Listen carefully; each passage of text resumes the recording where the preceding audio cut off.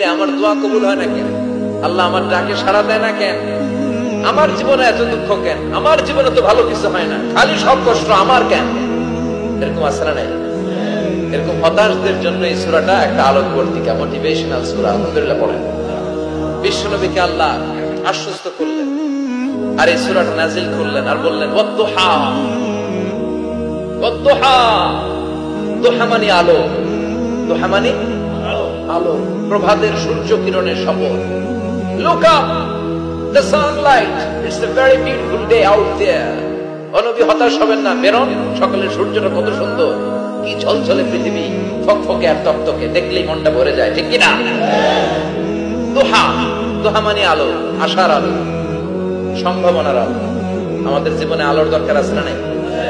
আলো না থাকলে আমরা বাঁচতে পারবো? আলো লাগে বড় ভালো। এই আজকে আলো না থাকলে আমার